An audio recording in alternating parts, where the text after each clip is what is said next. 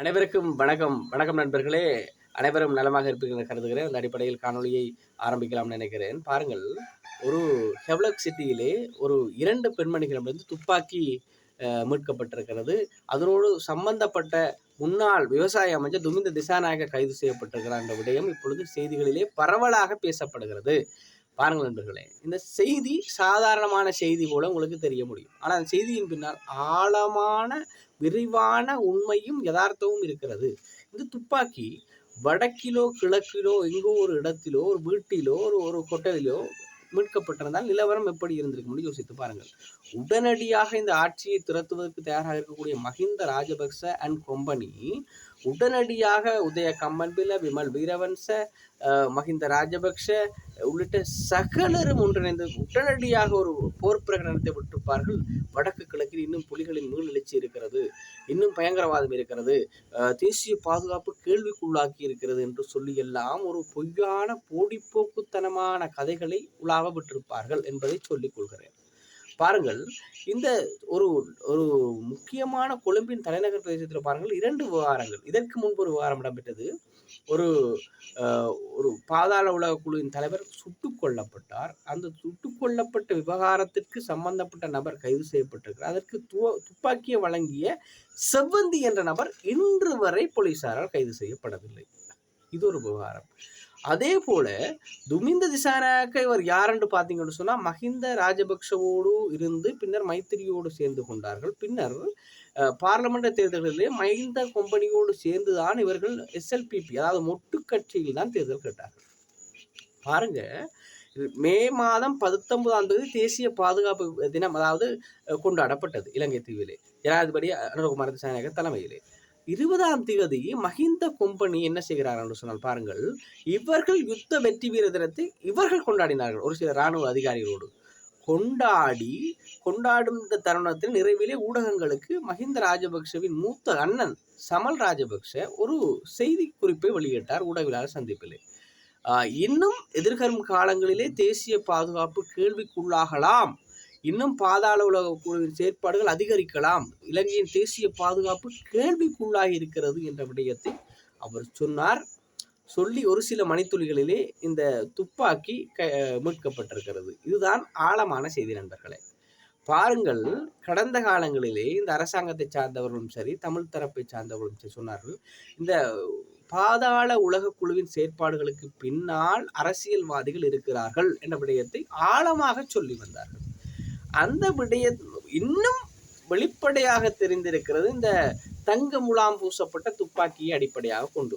அப்ப மஹிந்த ராஜபக்ஷவின் மூத்த அண்ணன் மே மாதம் 19ஆம் தேதி பிறகு வந்த 20ஆம் தேதி சொல்கிறார், இந்த கொழும்பிலே அல்லாவிட்டால் தென்னிலங்கையிலே இன்னும் பாதாள உலக குழுவின் செயற்பாடுகள் இரட்டிப்பாகும் என்று சொல்கிறார். பாருங்க நண்பர்களே, சொல்லி ஒரு சில மணித்துளிகளில் துப்பாக்கி மீட்கப்பட்டிருக்கிறது. பாருங்க, அப்ப எப்படி இந்த நிலவரம் இருக்கிறது பாருங்கள். இந்த துப்பாக்கி சுடுகலன்களுக்கு பின்னால் யார் இருக்கிறார்கள் என்று பாருங்கள்.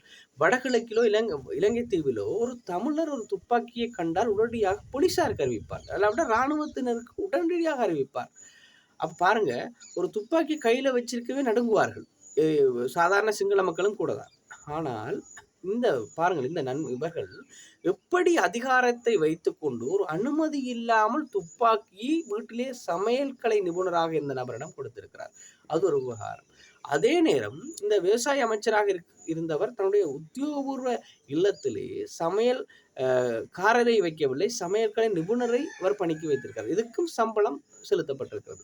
பாருங்கள், கடந்த காலங்களிலே இவர்கள் தங்களுடைய ஆட்சி நீடிக்கும் என்று சொல்லி சுகபோகமாக வாழ்ந்திருக்கிறார்கள் என்பதுதான் மிக முக்கியமான விடயம் நண்பர்களே. ஒரு துப்பாக்கியை ஒரு சமையற்கலை நிபுணரிடம் வைத்துக் கொள்ளுங்கள் என்று சொல்லியிருக்கிறார். அப்ப இது ஒரு விஷயத்தை பாருங்க, அந்த சமையற்கலை நிபுணர் மருமகள் இலங்கையை சேர்ந்தவர் இல்லை, அவ இலங்கையை சேர்ந்தால் மருமகள் பார்த்தீங்கன்னு சொன்னா கஜகஸ்தான் நாட்டை சார்ந்தவர். இதுதான் முக்கியமான விஷயம். பாருங்கள், இவர்களோட இலங்கையை சேர்ந்தவர்கள், இவர்கள் அதிகமாக பௌத்தவாதம் பேசுவார்கள், ஆனால் கஜகஸ்தான் நாட்டை சேர்ந்த பெண்ணை மருமகளாக கொண்டிருக்கிறார்கள். அந்த கஜகஸ்தான் நாட்டை சேர்ந்த பெண்ணும் இவரும் சென்ற போதுதான் ஹெவ்லக் சிட்டியிலே வைத்து இந்த துப்பாக்கி மீட்கப்பட்டிருக்கிறது. அப்ப துப்பாக்கி மீட்கப்பட்ட விவகாரத்தோடு அந்த பெண்மணி சொன்ன பதில பாருங்க. அதுவும் இலங்கை தலைமை காவல்துறையிடம் தெரிவித்த விடயம் தான் முக்கியமான விடயம். இது ஒரு விளையாட்டு பொருளை போல இருந்துச்சு என்று சொன்னார். தான் விளையாட்டு பொருளை போல இருந்ததுபடியா தன்னுடைய பேர பிள்ளைகளுக்கு விளையாட கொடுக்குமாறு தன்னுடைய மருமகள்கிட்ட சொன்னதாக சொல்றாங்க. பாருங்க, இவ்வளோ ஒரு போலீசாரை முட்டாள்தனமாக்குற மாதிரி கதைக்கிறாங்கன்னு சொல்லி. இவர்கள் இந்த கதைக்கிறதுக்கு இவர்கள் பாருங்க எப்பவுமே பயிற்றப்பட்டிருக்கிறார்கள். துப்பாக்கி பிடிபட்டா என்ன சொல்லணும் என்று ஏலவே பயிற்றப்பட்டிருக்கிறார்கள் என்பதுதான் முக்கியமான விடயம். இந்த விசாரணைகள் மூலம் வெளிவந்திருக்கு. அந்த வயசான அம்மா அது பாருங்க, 70 வயசு சமையல் கலை நிபுணர். அவர் விளையாட்டு துப்பாக்கி என்று தனக்கு தெரியுமா. இன்னொரு கதையும் சொல்லிவிட்ட ஆரம்பத்துல ஆரோ பின்னுக்கு துப்பாக்கியை வச்சுட்டு போனாங்களாம். பாருங்க நண்பர்களே, எப்படி எல்லாம் அவர்கள் கதைக்கிறார் பாருங்க. ஒரு தேசிய பாதுகாப்புக்கு அச்சுறுத்தல் விடுக்கும் வகையில துப்பாக்கியை வீட்டுல வச்சிருக்காங்க. அதே நேரம் துப்பாக்கி எடுத்து இன்னொரு நபர் சுட்டு இருந்தால் ஏதோ ஒரு உயிரிழப்பு ஏற்பட்டிருந்தா பாருங்க இவ்வளவு பூதாகரமான விடயங்கள் இடம்பெற்றிருக்கும் என்று சொல்லி. அப்ப எந்த ஒரு பயமும் இல்லாம துப்பாக்கி, ஒரு தனிநபர் சாதாரண நபருக்கு இளைஞர்களுக்கு துப்பாக்கியை வச்சிருக்க இவ்வளவு பயமா இருக்கும். அதுவும் ஒரு பேக்ல போட்டு வெளியே தெரியுற மாதிரி சாதாரணமாக அந்த துப்பாக்கியை தூக்கி கொண்டு போறாங்கன்னா பாருங்க, இவ்வளவு ஒரு அதிகாரத்தோடு இருந்திருக்கிறாங்கன்னு பாருங்க.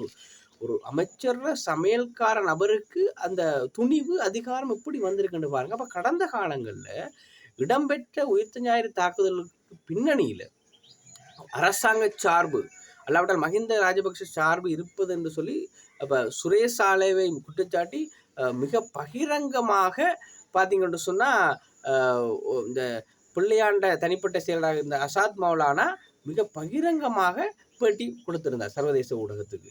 அப்ப இதுல இருந்து என்ன விளங்குது நண்பர்களை பாருங்க, இவர்கள் அதிகாரத்தை வைத்துக்கொண்டு தாங்கள் விரும்பியதை செய்திருக்கிறார்கள். ஆனால் ஆரோ ஒரு பணத்துக்கோ ஒரு சில சலுகைகளுக்காக ஒரு சில தமிழ் சிங்கள முஸ்லிம் நபர்களை வைத்துக்கொண்டு காரியங்களை கர்மமாற்றி இருக்கிறார்கள். பாருங்க, துப்பாக்கியை இவ்வளவு காலம் மறைச்சு வச்சிருந்திருக்காங்க. அப்ப இதே மாதிரி எத்தனை துப்பாக்கிகள் அமைச்சர்களோட கையில இருக்கும் என்பது மிக பெரும் கேள்வி.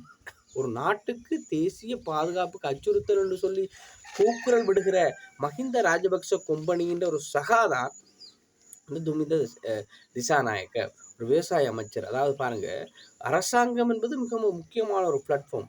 அந்த அரசாங்கத்தில் இருக்கிற அரச ஊழியர்களுக்கு எவ்வளவோ கொள்கைகள் விதிமுறைகள் எல்லாம் இருக்கு. ஒரு சில விதிமுறைகளை தாண்டினாலே அவர்கள் அந்த பணியிலிருந்து நீக்கப்படலாம். பாருங்க, ஒரு அரசாங்கத்தின் முக்கிய தூணான அமைச்சரா இருக்கக்கூடியவர் தான் விரும்புகிற வகையில துப்பாக்கி வச்சிருக்கிறதுதான் ஒரு விஷயம், அதுவும் துணிவாக. அப்ப என்ன காரணம்னா, கடந்த காலங்கள் இவங்கிட்ட எல்லையற்ற அதிகாரம் இருந்திருக்கு. சிங்கள மக்கள் வழங்கிய அதிகாரத்தின் அடிப்படையில தாங்கள் நீண்ட காலம் தாங்கள் தான் இருக்க போகிறோம் என்ற மமதையின் காரணமாக நண்பர்களை பாருங்கள் எப்படியெல்லாம் இவர்கள் தங்களுடைய ஆட்சியை கொண்டு சென்றிருக்கிறார் என்று பாருங்கள். அப்ப இந்த விடயங்களை ஆராய்கின்ற போது நண்பர்களே, இன்னும் இது மட்டும் இல்லை, இதே மாதிரி கணக்க விடயங்கள் இந்த புதிய அரசாங்கம் கணக்க விசாரணைகள் ஆரம்பிக்கப்பட்டிருக்கிறது நண்பர்களை பாருங்க. மிக விரைவில் இன்னும் பல்வேறுபட்ட நபர்கள் கைது செய்யப்படலாம்னு இது ஒரு தமிழன் பத்திரிகையை சார்ந்த இணையதளத்தில் செய்தி வழியாக இருக்குது. தமிழன் பத்திரிகைக்கு முக்கியமாக ஆசிரியர் கூடிய அவர் சிவராசா என்பவர் மிக அனுபவம் வாய்ந்த பத்திரிகையாளர். அந்த விடயத்தை அவர் சார்ந்த ஊடகத்தில் செய்தி வழியாக இருக்கிறது. அதில் பாருங்க, கோட்டாபய ராஜபக்ஷ, ரணில் ராஜபக்ஷ, மன்னிக்க வேண்டும், ரணில் ராஜபக்ஷ ரணில் விக்ரமசிங்கே, அதே போல இன்னொரு நபர் பார்த்தீங்கன்னு சொன்னால் நாமல் ராஜபக்ஷ, இவர்களும் மிக விரைவில் கைது செய்யப்படலாம் என்ற விடயம் அம்பலப்படுத்தப்பட்டிருக்கிறது. இவருடைய விசாரணை நீள்கிறது. யாரும் நேற்று பார்க்க முடியாத அளவு விசாரணை நடந்து கொண்டிருக்கு. அப்போ நேற்று ஒரு வழக்கு எடுத்துக் கொள்ளப்பட்டது. முறை தவறி சொத்து சேர்த்த வழக்கில் பசில் ராஜபக்ச விழுந்து போயிட்டாராம். அதுதான் முக்கியமானது. மொட்டுவின் தேசிய அமைப்பாளராக இருந்தவர் மொட்டு என்ற கட்சியை கட்டி எழுப்புவதில் மஹிந்த ராஜபக்ச என்பவரை விட பசில் ராஜபக்ச தான் ஒரு மூளைசாலி என்ற அவர் தான் அந்த மொட்டை கடந்த காலங்களிலே ஒரு குறுகிய காலத்திலே உள்ளூராட்சி மன்றங்களில் பெரும்பான்மையான ஆசனங்களை பெற்று சாதனை படைத்த ஒரு வரலாற்றை ரணில் மைத்திரி இருந்த ஆட்சி காலப்பகுதியிலே கொண்டு வந்தவர். அவர் அதுக்கு பின்னுக்கு நிறைய அரசியல் டீல்கள் எல்லாம் இருந்தென்று சொல்லப்பட்டாலும் பசில் ராஜபக்ச அந்த கட்சியை மிக வேகமாக கட்டி எழுப்பினார். அப்படி கட்டி எழுப்பி பசில் ராஜபக்ச கதரையிலிருந்து விழுந்திருக்காராம். 2 மருத்துவ பரிசோதனை அறிக்கை முன்வைக்கப்பட்டிருக்கு. அதுக்கு சட்டமா அதிபர் திணைக்களம் கடும் ஆட்சேபனை விதித்திருந்தாலும் அவருக்கு எதிராக பிடிவிராந்து கொடுக்கக்கூடாது என்று சொல்லி சட்டத்தண்ணி சொல்லியிருக்கிறார். பாப்பம் மீண்டும் வழக்கு எடுத்துக்கொள்ளப்படும். அப்போ இப்படி பார்க்கக்குள்ள நாங்கள் பார்த்தோம் நண்பர்களே, இந்த விவகாரத்தோடு நாங்கள் பார்த்தோம்னா மிக விரைவில் நிறைய முதலைகள் பிடிபடலாம். இருந்தபொழுது இந்த செய்திகளை அனைவரும் விளங்கிக் கொள்ளணும். தெற்குல நடந்தால் அது துப்பாக்கி பிடிக்கப்பட்டது, வடக்கில் அது நடந்திருந்தால் இராணுவ பயங்கரவாதம், இல்லாவிட்டால் புலி பயங்கரவாதம், இல்லாவிட்டால் இன்னொரு பேர்கள் எல்லாம் சொல்லப்பட்டிருக்கும். எது எப்படினாலும் நாங்கள் விழிப்பாக இருக்க வேணும் நண்பர்களே. இப்படியாப்பட்ட அரசியல் காய் நகர்த்தலுக்காக சாதாரண மக்களை பலிக்கடாவாகின்ற துயரங்கள் மிக அதிக அளவில் இடம்பெறுகிறது. அரசாங்கம் இதரவிலே விழிப்பாக நடவடிக்கை எடுக்க வேண்டும் என்று சொல்லி நாங்களும் சொல்லிக் கொள்கிறோம். மீண்டும் ஒரு காணொலியை சந்திப்போம் நண்பர்களே. நான் உங்கள் சிந்தூரன். நன்றி, வணக்கம்.